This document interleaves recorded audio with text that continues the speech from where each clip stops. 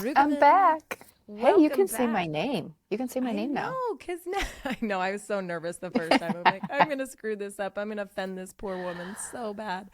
Welcome back. I'm so Your excited to audio have you froze back on me, on Gina. here. Oh, dear. Okay, you're back. I'm back. Okay.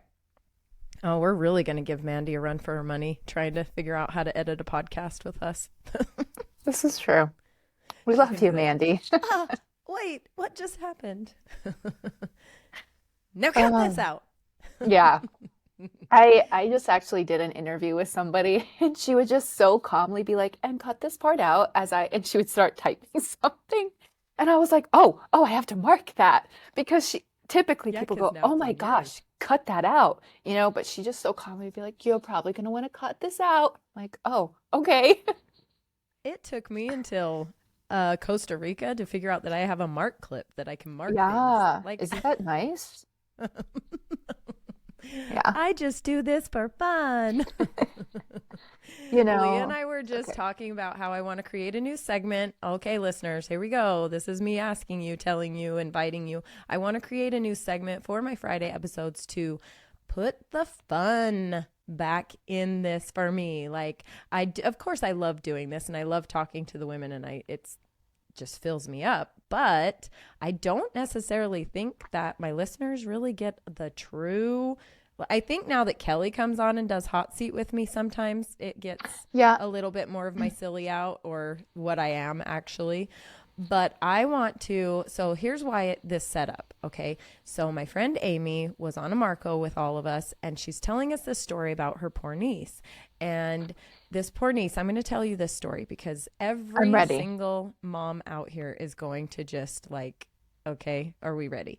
So this poor niece has a 1-year-old and is pregnant. So now with this pregnancy, she has morning sickness really bad. So she's super nauseous. Well, for some reason, I don't understand why the reason is, but the 1-year-old she said she's teething, but she's got super diarrhea too. So Ooh. anyway, the 1-year-old, to get her to finally take a nap with her, she's like, come in my bed with me. Let's take a nap together because she's pregnant. She's super tired and super sick. And she's got the 1-year-old.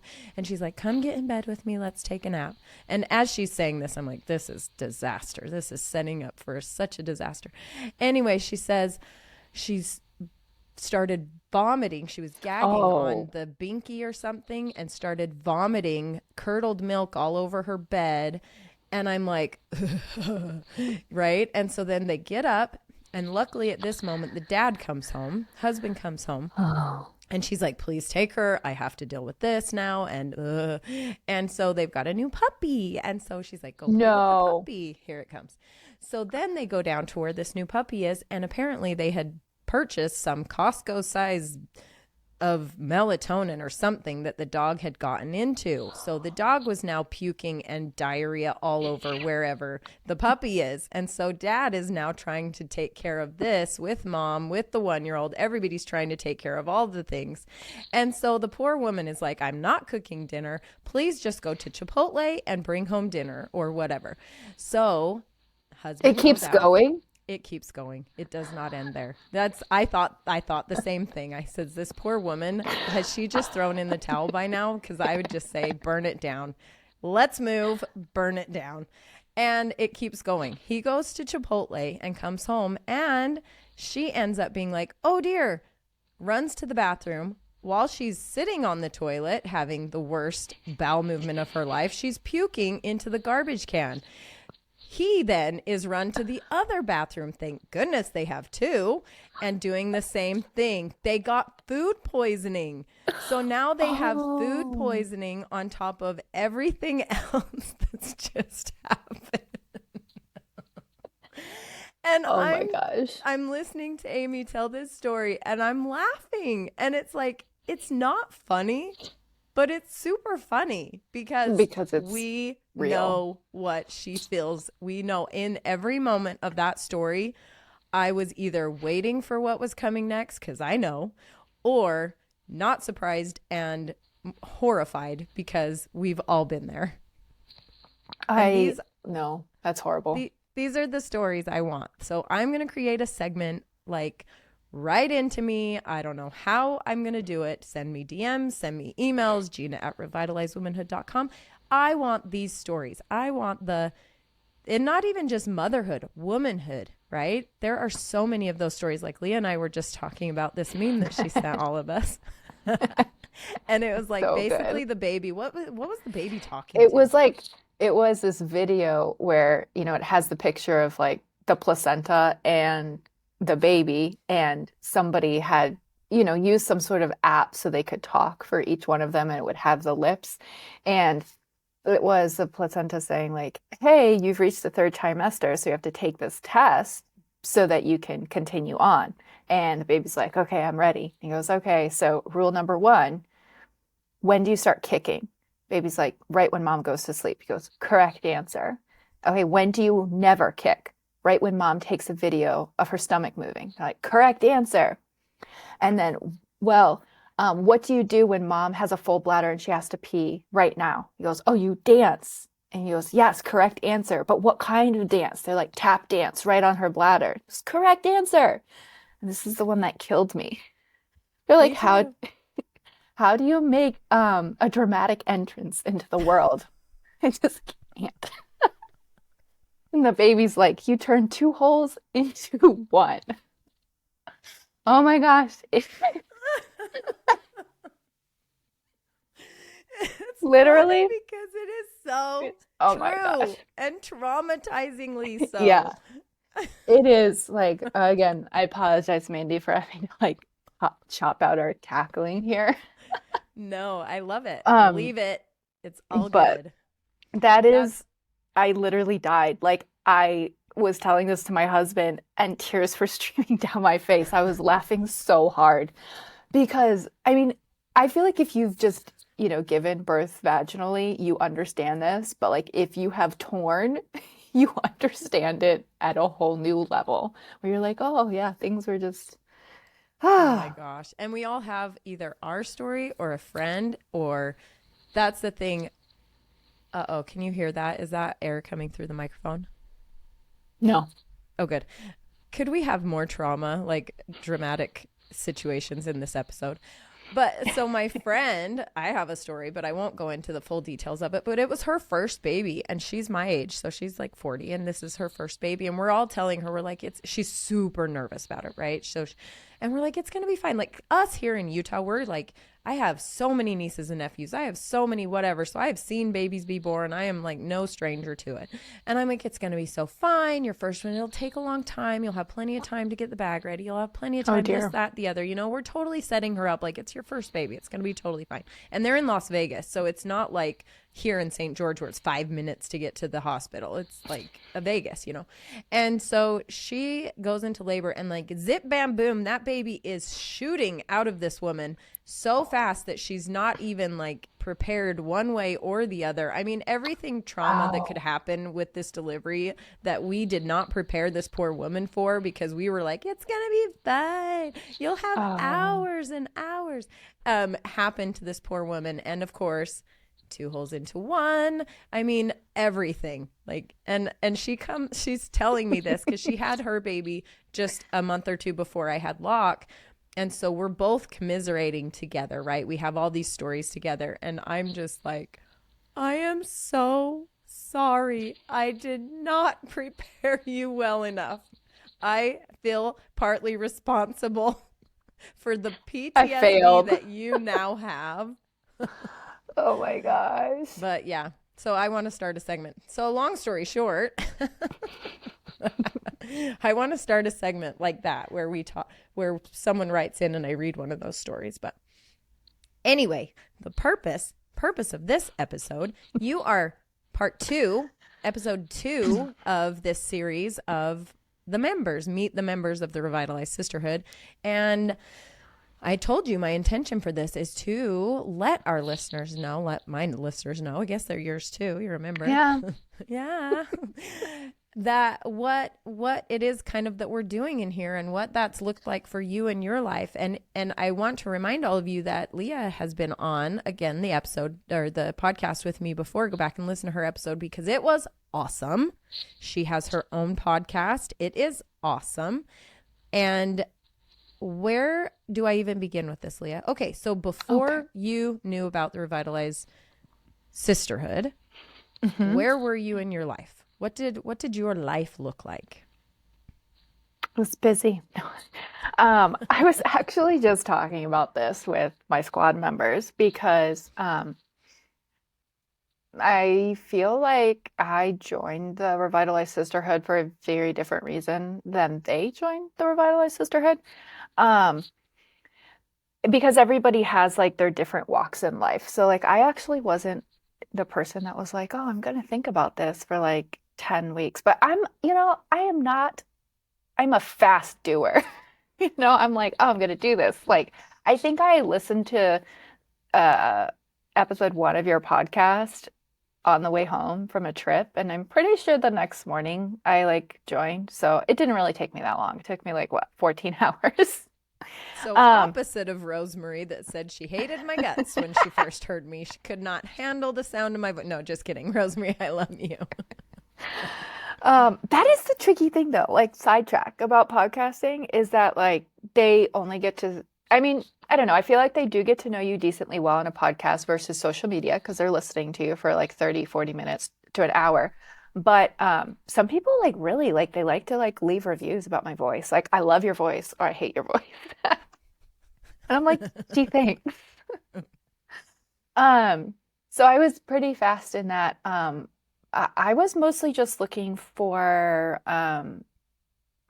support, like moms, community of moms. And so I am a mom, in case anyone's wondering. I got 2 kiddos, so that like 2 holes into one was like very real story for me, almost a real story. And I also own a business, and my husband is a physical therapist. So we got a lot going on over here. And I feel like the hardest thing and is that you are, I don't know, when you have all this going on and you are very driven and you have these goals and you have a very clear, concise like plan, sometimes it can get really lonely up there in terms of superficiality. Is that a word? Make Where it it's one. like, I don't want to just have like small talk, like, hey, how's your weather? Okay, cool. Your weather sounds good. You know, and I wanted to have those conversations, about what's going on in my business and about what's going on with my kids and how it's actually really hard sometimes to juggle those all. And it's a different type of mom guilt. And it's, without feeling like, oh my gosh, are these people going to hate me and they're never going to talk to me again? Or people are too intimidated to like get into that conversation. And so that's why I joined. I just wanted to have better conversations, if I'm being honest. Um, and not feel like even though my struggles are different than their struggles, it's still um, it's still valid and like they're still going to hear that. And then the other reason more is I knew that there was going to be that emphasis on family being important, and I think that's one of my biggest struggles as a business owner is finding support in that area from people who also value family. So, I was actually just listening to a podcast the other day. I found it and I promptly listened to 2 episodes and promptly stopped listening because it was marketed as this entrepreneur and she has this very successful business and she has multiple kids and she's like, I do it both and I've got this and I'm juggling it all. And I was like, yes, like, you're breastfeeding your baby. Like, I need to hear this because yes, I breastfeed my baby on calls. Like, I tilt the camera up because he has to be fed and I have to also do a call. And sometimes that's just how it works out. And I was partway through the episode, and she said something about both of their nannies being off for the weekend. They had 2 nannies. And I was like, oh, this is not my crowd. And that's the struggle that I fall into. And this is not to shame anybody who has 2 nannies. Like, I don't know, maybe like my subconscious wants 2 nannies. I don't know. And that's why I'm like, oh, you have 2 nannies? But Jerk, my you're so lucky. deep down inside, my priority is my kids and my family. And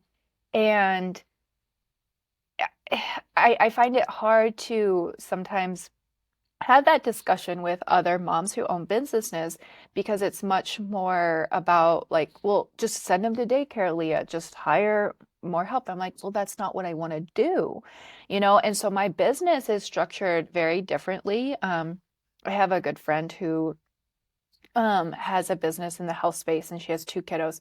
And we have this discussion a lot about how you need to baby proof your business. Like you need to be able to step away from your business and have it running seamlessly and still doing so well because you have these systems in place so you can take care of your kids. So like um, kids have a schedule of their own.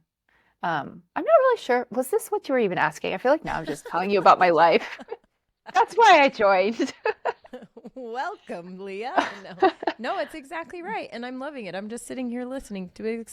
I love it. And actually, you brought up a couple things for me is I have actually seen, so back when I started Pure Imperfection, the whole concept behind it was to just avoid the whole, because when it started, I mean, gosh, this was years ago. So when Instagram, it wasn't right when it came out, but I was on the bandwagon pretty early, right? And it was so much more the highlight reels. I mean, Yeah. Rosa, it was like the white house with the white kitchen and the never a toy to be seen, laundry's Ooh. never piled up right, and the kids look perfect and the family looks perfect and the perfect vacation. They wear beautiful gowns underneath the Eiffel Tower on their perfect vacation. And I'm like, what in the actual? No, that Hmm. is not real life. Nobody is this. I mean, if you are, do you like it that way? I mean, maybe. Again, no shame. That's fine. But I don't think it really exists. And that was the whole reason I started Pure Imperfection was to be like, life is not the Instagram versus reality highlight reel. So it's not about Instagram versus reality when your reality is your Instagram, right? So Hmm. my reality became my Instagram, and that was Pure Imperfection, embracing all of the moments. They're Hmm. ugly, happy, sad, poop on the walls from your 2-year-old pulling it out of their diaper. I mean, whatever there is to it, right? And that's why my motto has always been the moments may be big or small, but they're all an adventure. And that was so this was back then. There's a point to this. Let me land this plane. So it was aesthetically pleasing to have these accounts. You had to be aesthetically pleasing to start to go up in ranks, right? Or else you wouldn't get the follows and you wouldn't get the likes and blah blah blah blah blah. And so when I started Revitalize Womanhood, it was like, no, I don't care about the brand and what the branding needed to look like and what the whatever. I mean, I like pretty things, so I do kind of have an aesthetic eye, so I kind of just do have that anyway, but I've always been more like I get that this is revitalized womanhood, but I am that. And so you're going to see me, you're going to know me. And so now I am starting to see these other entrepreneur, very successful business women who, one in particular, that I kind of was like, oh, I love her account. And it drew me to her because of the aesthetics of it. Just barely had a new baby, super successful woman. And her new podcast cover is her nursing her baby with her big entrepreneurial look, but she is nursing her baby. And I'm like, this is so interesting. And then, so same thing yesterday, this other one that I follow, another very successful realtor. I love her style. She was putting on lip gloss to a reel that was like, if people tell you that you can't show your lifestyle in your business page, whatever, and forget that. That's not how it is anymore, whatever. And I'm like, that is so interesting. I adopted this concept from the get go because I don't believe in the highlight reel, right? Hmm. But now it's starting to be that way. Like now it's kind of flipped to the other side. Like, okay, let's show reality. Let's do reality. And that's for me, and probably why you've started and stayed, is because this is me. I don't think there's anything that you ladies don't know about me. I have a challenge. Who was in on this challenge? I said, if you guys can come up with questions that I haven't already answered, I dare you to, because I'm pretty much an oversharer with you all. I'm a pretty much an open book because my Instagram is my reality. My business is my reality. So same thing. You guys have been on the rally call with me. Were you on that night that I was home? At one point I was nursing Locke. He was Oh, and he threw upset. up. And yep, and all of a sudden he throws up all over me and I jumped Yeah. up from the camera. My boob was probably out and it's like, Amy, take over, and she's like, I got it, right? And I'm running into Yeah. and that's me right here. I've never felt So, like there was a different Gina. Like in the sisterhood versus like the podcast. Like it's been one Gina. you might You have a get more what you get. nervous Gina, but I just probably fumbled through that one.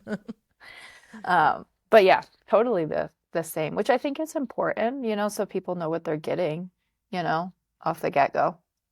Yeah, for sure. So when you found the sisterhood and jumped in both feet, how did you feel? Did you feel like your expectations were met with what you were looking for or hoping for?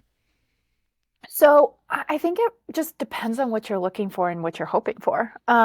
So I think that's one of the biggest things. I really, really, really like my squad. So, and I know we've chatted about this, but because my schedule is so busy, I actually don't make it on a lot of rally calls. So I don't get to know everybody as personally, but I can always make my squad calls. And I love the conversations we have there, and I also love I like that you can hear my kids laughing upstairs. It's the one day I have a It's adorable. babysitter. Um, the probing questions. So like my squad leader is Amy, and she is always so good. Like when you say like, oh, I'm struggling with X, Y, and Z, she doesn't ever just take it with, oh, you're struggling with X, Y, and Z. She always is like, so tell me about that. Why is that? And then it always reflects back into you there. Um, and so I really, really, really do love that. And I think definitely in terms of those conversations and that support and being with these other moms, like 100%. I absolutely love that. I'm I'm writing down you get out what you put in because this will actually come up in Natalie's episode that we record because she did try to quit on me.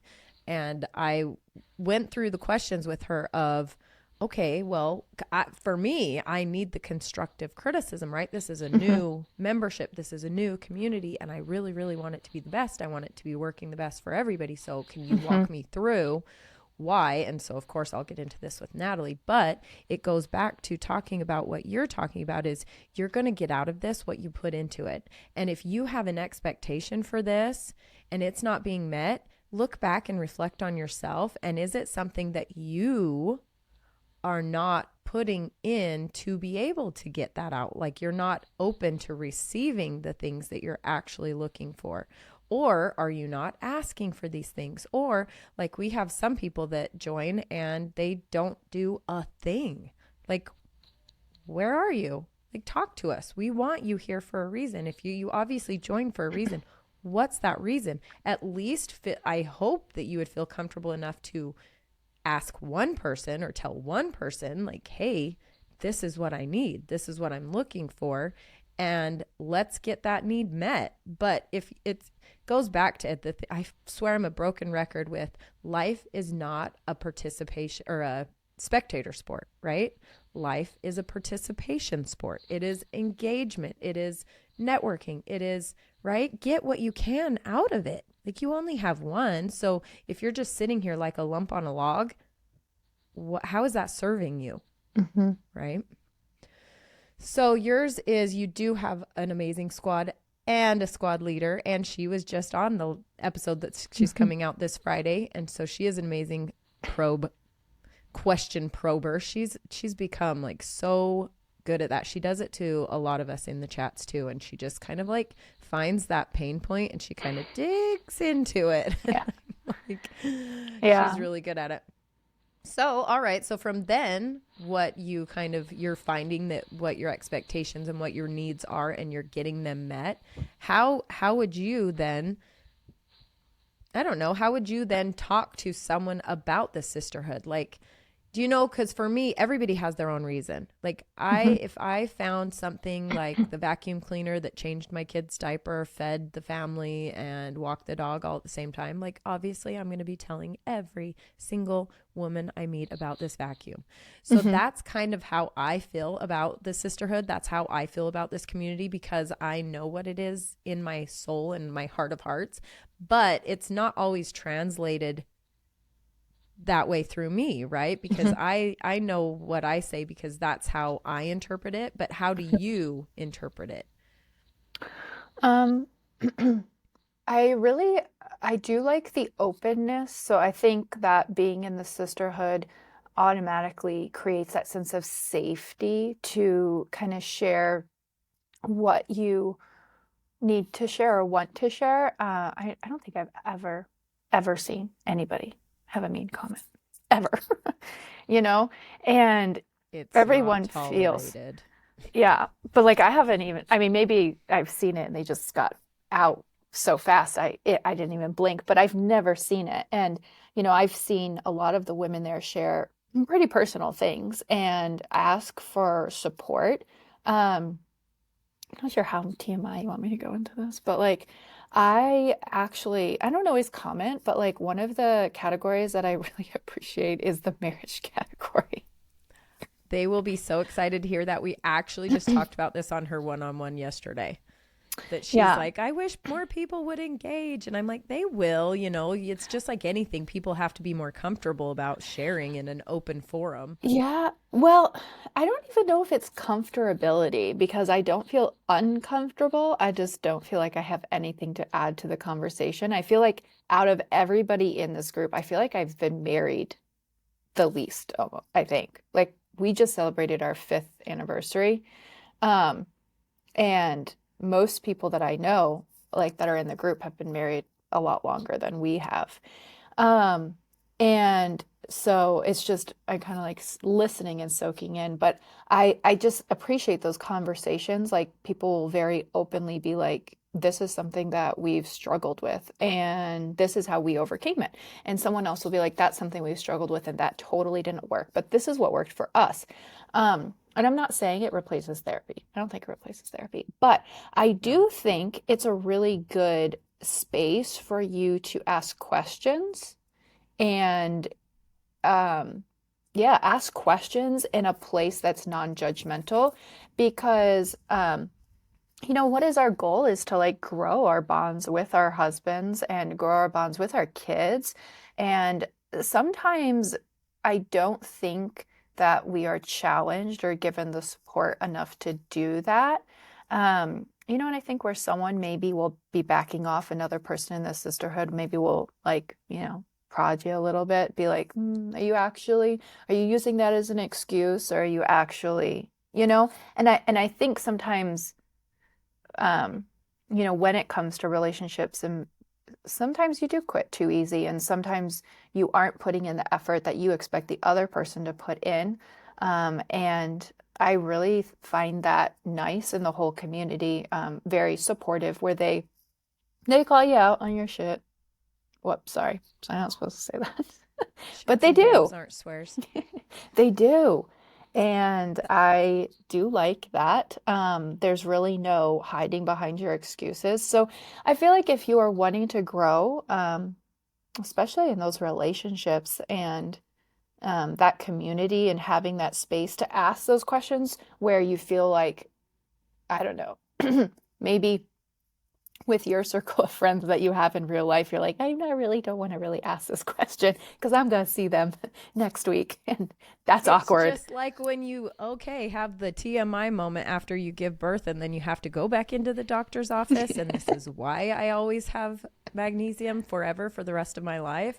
And then you look at them in the broad daylight of all of these lights in this office and you're like, if you see me at Costco, please turn and go the other way. Don't make eye contact with me. Don't ever act like you know me in public, right? It's those moments where it's Yeah. like, So Mhm. I love that because I definitely will, especially it's funny because Rick and I have such a amazing relationship, but also such a we're two very, very strong, opinionated, competitive personalities, right? And and definitely it ebbs and flows, right? Because Mhm. we're definitely going through a huge life change right now. But I see myself as the cause of a lot of our problems, even though I blame him for the problems. It's his fault, right? But in this community, if I would say something like that, it would definitely come back at, well, why are you doing that, Gina? Well, why are you acting that way? Well, why are you? You know what I mean? It definitely does. It puts the focus back where the focus needs to be, whereas versus maybe one of my, say, just friends here in my Mhm. community that I just randomly see, it'd be like, oh, Gina, you're so right. Oh my gosh, men are the worst, or something like that. Mhm. That's not helpful, because Mhm. guess what, this is my marriage. It's the most important relationship period in my Mhm. life. And so you agreeing with me that he's a jerk and I'm not, it's not helpful. It's thank Mhm. you. You think you're being nice, but remember what we talked about. Being nice is dirty. Being kind is different, right? Being kind Mhm. is telling someone when they're doing something bad because Mhm. you do want the best for them.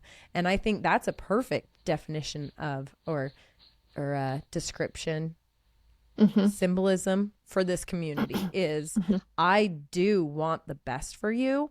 So I'm going to tell you how it is. And guess what? You might not like it. It might Mhm. sting a little. Or the questions like Amy when she asked me something and I'm like, I don't want to do that, Amy. And she's like, well, too bad. I'm going to ask it again. Like, something like that that's more probing. And yeah, I definitely do it. It makes you become want to be the best version of yourself, right? And that's what this whole community is. Mhm. Yeah, I think always that improvement. And something that I really have seen too, because I do think, and this probably goes back to your episode that you did on Friday. I think it was last week, 2 weeks ago, about like finding joy in the mundane. Um, Mm-hmm. there are a lot of women in here who are stay-at-home moms. And I mean, I am a stay-at-home mom, so I guess I need to lump myself into that category. Me But too. I also work my business from home. And so I do have, those moments, when the kids are napping or they're in bed or whatever, where I step outside of that and it's like, I have to, do all of this other stuff. But I have noticed that a lot of, like the moms I've talked to in here, it it was like joining the sisterhood for them was this way of like figuring out how to continue to grow so they can add to um, growing their minds. And I really don't want this to come out the bad way. I want to say add to conversations, but it's not that they cannot add to conversations as a stay-at-home mom. Like, I don't mean it that way. No, I it's just, that you're talking to a 2-year-old. yeah. So And what kind of conversations are you having? Like, yeah. And are you stinky? Are you hungry? but it's You true. need to go number one or number two. Like, and singing Coco Melon and, like the wheels on the bus. And then you go out into a public place and you're like, it was exactly 100% what my biggest fear was when I started this was how am I expected to interview people that are intelligent and educated and have been on this journey so much longer than me, and I'm stay-at-home mom Gina that has 3 boys, that's my life and that's what I know, right? Mhm. And you realize, and it's me trying to, I had to realize that. I had to realize, well, wait, I do have things to say. Well, wait, I You do do. have an opinion about that. Like, just because I'm not an expert in starting a business, which I Mhm. am, I'm like doing my best, right? But there are experts in different fields than I'm in, but that's not me. But guess what? That doesn't mean that what I bring to the table isn't as important, because guess what? That lady might need to know that when you're having your first baby, sometimes it can shoot out like a rocket. And just so you know, you know, like, you know what I mean? Like maybe she does need a little tip on how to make sure she's running her house like a CEO, because that is something I can bring Yes. to the table. Or, you know, and I think a lot of women in here, I've heard this. This is a common concern or thread Mm-hmm. where women are saying that, like Lynn, she's said before that part of her feeling uncomfortable in social situations is that exact thing, that she doesn't have, Mm-hmm. what does she have to bring, right, to the conversation? And I'm like, oh girl, so much you don't even know, and let's You do. figure this out, because you do. You have so much. Just because someone has some title or some accolade does Mm-hmm. not make them better than you. You're a Mm-hmm. stay-at-home mom and you are crushing life in a different way, right? You are raising human beings. It goes back to the story about my poor mom at her high school reunion, where they went around the table and said, "What's your greatest accomplishment?" And she was like mortified because she was so ashamed. She's like, "Oh, I had nothing to share. They were all saying these amazing things, these accolades, and they traveled and da da da da." And I'm like, "Mother, you raised 8 highly functioning, socially Mm-hmm. happy and well and contributing members of society, 8 of them, like not 7 and one was like, sorry, just throw that one out, like 8. Like I Mm-hmm. know some families that can't even get one, you Mm-hmm. know, without having them in and out of rehab or having them. I'm Mm-hmm. like, you did, that is a bigger accomplishment to me than lots of accolades out there in the world. I think that's a muscle you need to flex though. You know, like that Oh that's what yeah. I guess that is my point. It's not that you can't add to these conversations. You have to flex that muscle Oh yeah. and that confidence muscle. And that's what because if I'm being completely honest, if I hadn't started my business 3 years ago, like would I have read personal development books? I don't know, probably not. Because like my managing my mind is like the biggest success of my business. Like if I let everything get to me, and I don't manage that and I don't manage my time, like I'm not going to have a successful business. It's always my mind. It's always my mindset. And that is what having a business, forced me to do. And if I had not done that, like would I be doing that? I don't know. And we often have that discussion, in our squad, like starting some of these things. And when I was running my business, when I started, I was doing those because I was forced into it for self-preservation, right? But they have never, like, you don't have to do that for self-preservation when you're raising kids. Like, you don't have to read personal development books. You don't have to do journaling. You don't have to do whatever to survive, but to, I think, find joy in the mundane, to flex that muscle so that then you do realize how much you have to give to conversations, even like maybe at soccer games or whatever. And I really do think that when they joined the Revitalized Sisterhood, it like gave them that confidence to flex that muscle, and it gave them that confidence to dive into these other areas of growth, which then in turn makes them a better mom and a better wife because they are feeling so much more confident about themselves as a human, because we get so lost in our identity of a mom, I'm a mom. And it's like, you are a mom. That's part of you, but that's not all of you. And I think that when you can flex those other muscles, that makes you a better mom. And I think you aren't forced to do that in your everyday life. Your community isn't forcing you to do that. They're not calling you out on that. They're not supporting you really in that unless you have that group of friends that is all into that. Um, so I think that in the Revitalized Sisterhood really, pulled that string out for them. Yeah. Awesome. I love that. You said it well. Very well. Thank Thank you. you. So good. Well, let's wrap it up. Sounds We good. did good. We did good. That was a long one. Sorry, folks. Just kidding. You loved it. You loved us. So remember, let's start writing in these stories, the tales of womanhood, tales of Do you remember Tales from the Crypt? Tales from the Crypt. Are you? I probably aged myself. You're younger, so yeah. Go find that on YouTube. Tales from the Crypt. Okay, these will be the tales from womanhood, from motherhood. Tales from the Crypt. Yes, I'm going to call it that. There's got to be some kind of copyright that I can't do that. Probably. All right. Thank you so much. Thank you for joining me, and thank You're you welcome. all my listeners for being here for another episode of To the Core.